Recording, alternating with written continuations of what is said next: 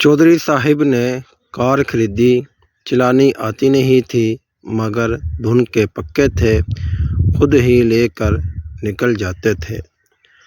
ہفتہ بھر میں کار جگہ جگہ سے ٹکریں کھا کر پچک گئی۔ کسی نے کہا یہ ڈینٹ شنٹ نکلوا لیں کسی ڈینٹر سے۔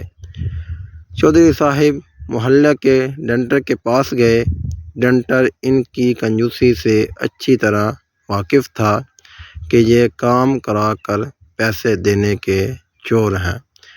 چودھری صاحب نے کار دکھائی۔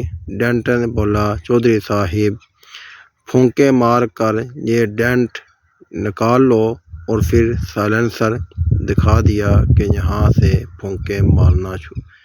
چودھری صاحب خوش گھر آ گئے، کار کھڑی کر کے سائلنسر میں منہ لگا کر پھونکے مارنا شروع کر دی۔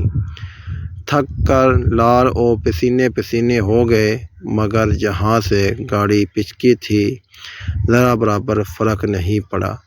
اب تھک کر سانس لینے بیٹھے اور گھوم کر چاروں طرف سے گاڑی کو دیکھنا شروع کیا۔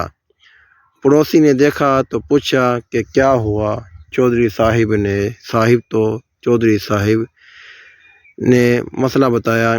پڑوسی پیٹ پکڑ کر ہنس کر لوٹ پوٹ ہو گیا۔ چودھری صاحب نے پوچھا، کیا ہوا، کیوں ہنس رہے ہو؟